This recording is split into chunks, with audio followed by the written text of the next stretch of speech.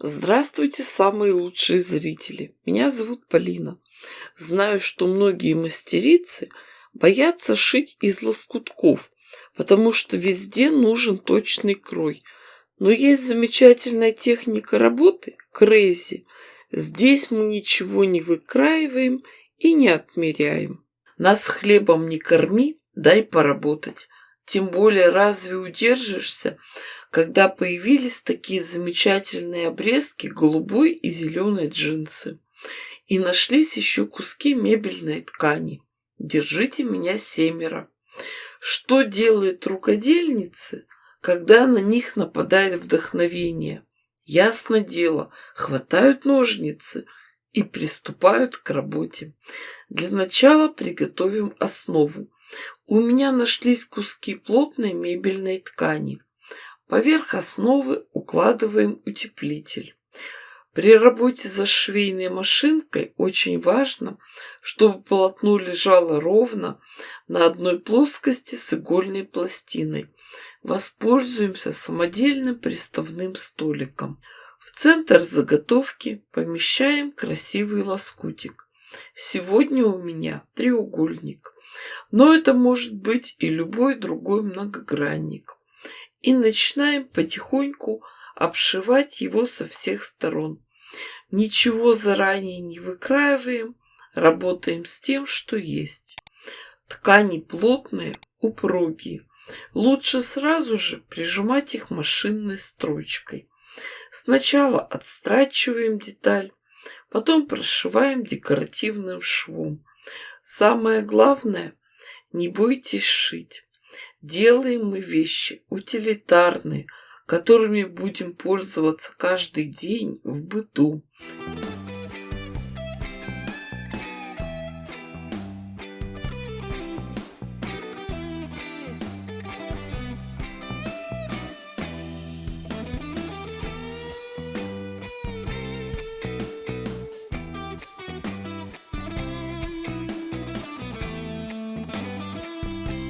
Это наша любимая техника крейзи. Ткани специально не подбираем. Что попалось под руку, то и шьем. Но знаете, заметила, что как-то на результат влияет наше настроение. Получается своеобразная цветотерапия. Все ткани у меня примерно одинаковой плотности. Шьем по основе. Все прекрасно, ровно ложится.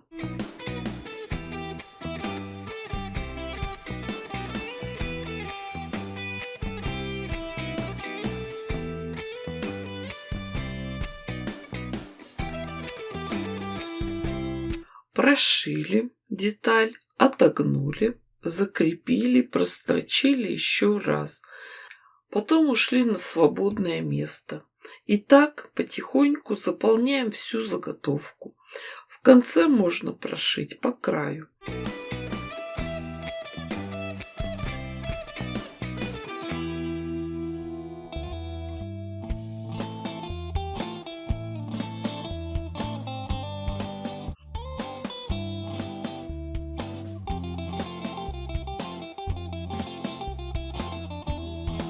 Таким же образом из того же набора тканей готовим еще несколько деталей.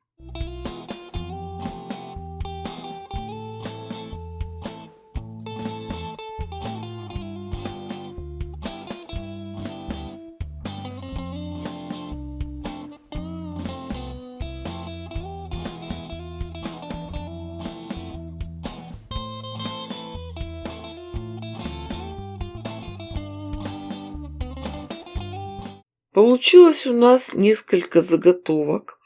Цвет ткани везде похожий, но узоры разные. Обязательно проутюживаем наши детали, а затем подравниваем и отрезаем лишнюю ткань. Размер получился 27 на 32 сантиметра. Это потому, что у меня куски основы были такого размера. Смотрите, какие очаровательные заготовки у нас получились. Толстенькие, плотные, простеганные. Для коврика самое то. А теперь главная интрига. Как же их соединить вместе в одно полотно? Нам на помощь придут бейки, прямые полоски тканей. Для лицевой стороны шириной 5 сантиметров, для обратной ширина бейки 3 сантиметра. Дальше все блоки разложим в нужной последовательности. Объясняю работу с бейками. Широкую бейку складываем вдоль пополам, приставляем ее к лицевой стороне детали, а с обратной стороны прикладываем узкую бейку и на швейной машинке прошиваем всю конструкцию одним швом. Пришили одну деталь, тут же сразу в стык присоединяем следующую заготовку. Так мы на одну бейку собираем весь вертикальный ряд.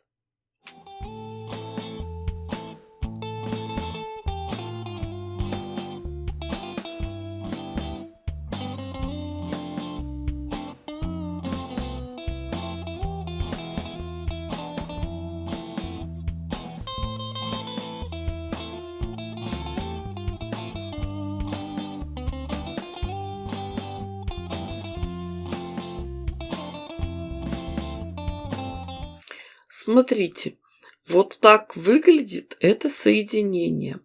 На следующем шаге мы разворачиваем нижнюю бейку и к ней пришиваем следующую заготовку.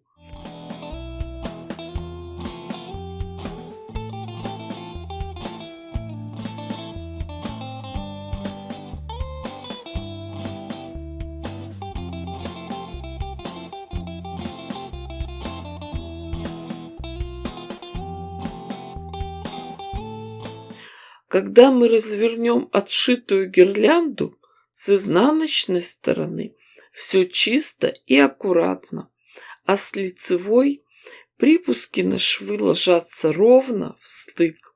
Мы их аккуратно закроем двойной бейкой, и получается очень крепкое и надежное соединение. Соединение двух толстеньких простеганных деталей.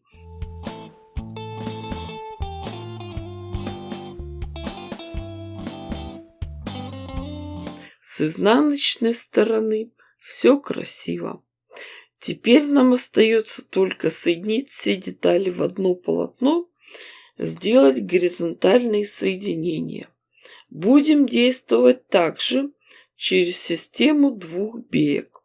А вот здесь могут возникнуть небольшие вопросы. Дело в том, что к одной стороне мы сможем легко пришить эти бейки. Нам ничего не мешает.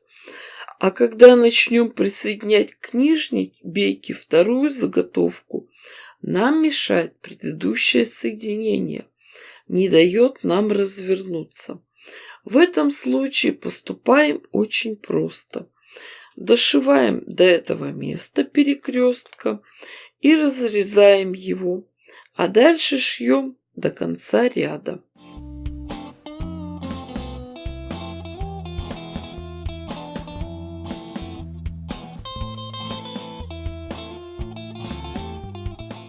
И завершающий этап закрываем соединение двойной бейкой.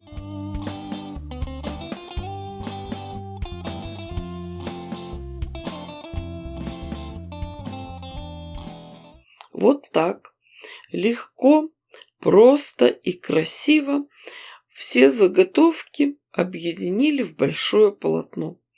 Остается только обработать край бейкой, и получился у нас замечательный, плотный, тяжелый, простеганный коврик. Шили мы его постепенно, собирали потихоньку из маленьких деталей. Размер коврика получился 64 на 108 сантиметров. С обратной стороны он тоже выглядит очень интересно, ведь основой Crazy заготовок были большие куски мебельной ткани. Думаю, что мои самые внимательные зрители помнят, что чуть раньше из похожих тканей мы уже шили накидки на табуретки. А этот коврик можно постелить на кухонный диванчик. Ну, в общем, вы догадываетесь, что был бы коврик, а там уже каждая хозяйка найдет ему применение. Коврик хоть куда, хоть на кухню, хоть в ванную, хоть в баню. В общем, девочки, вы понимаете, что я дала вам идею. Шейте, творите, вытворяйте. И чтобы не потеряться на просторах интернета, жду вас всех на платформе Дзен. А если не хотите смотреть рекламу, подписывайтесь ко мне на Бусти. Обязательно присоединяйтесь к моим группам ВКонтакте и Одноклассниках. Ставьте классы, пишите комментарии. С вами была Полина. Всем пока-пока и до скорых встреч!